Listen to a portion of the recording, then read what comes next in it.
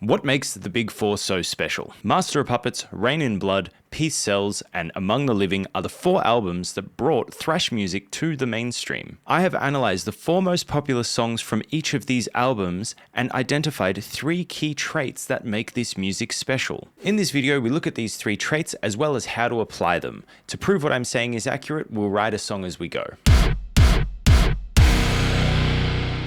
It's important to note that the 3 traits that run through the Big Four are all interconnected. For example, I may talk about the tempo in all 3 sections of this video, but that's because the context of the tempo doesn't apply to just one trait. First order of business is that thrash is riff-based music. It doesn't take a genius to work this out, but it's the beginning of where thrash separates itself from other popular music. Thrash riffs, especially from this time, are usually a musical idea that's based around one note. This note is most often the deepest note on the guitar. If a riff is based around one note, it's known as static harmony. The way that most people write melodies over static harmony is by doing something very simple. In thrash, melodies mostly consist of 1 to 3 notes. Slayer shout all of the lyrics, and Megadeth do a kind of semi-spoken verse. Both of these options negate the need for a melody. There is a problem that arises here though, and that's that static harmonies are more difficult to write melodies over. Try it for yourself. Take your preferred instrument, play a single note, and then try and write a melody over the top of it. Now try again, but move that note around every few beats or bars and see what the difference is. Bringing this to 2024 for a second, I suspect that this is a reason why so many metal bands scream these days. As thrash helped set up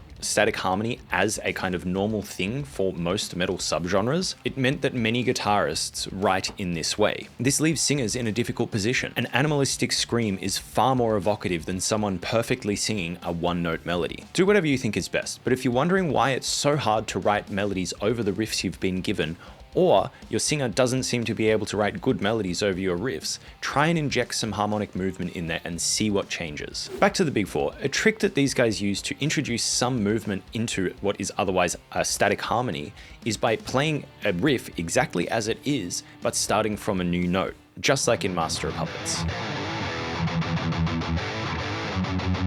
It's important to note here that there are plenty of riffs that do contain harmonic movement, but we'll get to that later. Thrash riffs are largely based on the minor scale. However, there was a surprising amount of chromaticism used. Chromaticism is when you use notes that are outside the scale. If we take Battery, we can see the suggested scale.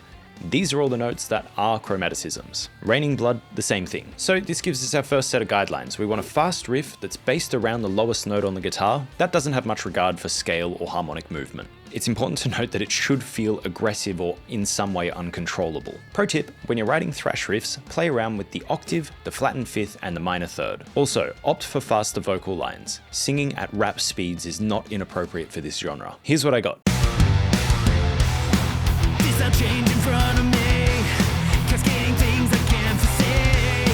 I just had to let it be. I can't accept this fate. Next trait is the use of energy. I felt a lot of these songs had an energy that I could only describe as chaotic. There were loads of examples of tempos, sections, or keys that would just change in an uncomfortable or unpredictable way. What this works to do is push you to a particular emotional state. You need to hang on for the whole ride, otherwise you'll miss it. Think about how repulsive metal can be to non-metal listeners. They haven't connected to the emotion that Anthrax is eliciting, so they can't come for the ride. But you, listening to Reign in Blood the 150th time, know exactly where Slayer is trying to point you to, and you want to feel it just one more time. But it is really important to monitor and control energy. To thrash properly, you want to get your music to feel like it's just about to lose control. It needs to feel intense. There's a few ways to keep up intensity, but I personally prefer to look at intensity as anticipation. Something is either intense or it's not. But controlling someone's anticipation means that you can make literally nothing the most exciting experience of their life. Think about your favorite horror movie. You're anticipating something to happen, but the longer it takes and the more slowly that it builds, the more intense it is when it finally breaks. Also, it's really important here to consider how the anticipation affects the mood that you're after. Take Sanitarium. It's moody, slow, but a bit unstable. As the chorus approaches, it changes to anger, power, and aggression. Before the solo, it moves to triumph, or at least that's the way that I see it. If there were random, unexpected energetic changes through Sanitarium, it would elicit the mood of someone who's crazy with uncontrollable impulses. If it were made less tense and more predictable, it would probably move somewhere towards being melancholy or dejected. It doesn't matter what you choose to do or where you choose to go, so long as it is an active choice. So taking what we've heard so far, I want to build that up to my chorus. I've used a riff that rises up and drums that go double time. Both of these things build anticipation for the chorus.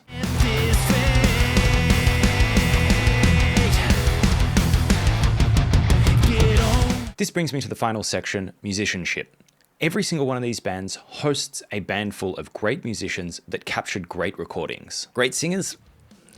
But the double track guitars are locked in with the drums and bass. The technical abilities are obvious and the musical adventures are common. Whilst some people are not well regarded for their technical abilities, it's hard to deny the facility that these players had. As a result, I think it influenced their music quite heavily. If you've ever tried to play something that's too fast for your skill level, which don't lie to me, I know that you have, you either play it very, very poorly, or you realize that you should slow it down to make it sound better. It's a similar thing if you're trying to sing out of your range. You either sing it really poorly, or you change the key of the song so that you can sing it well.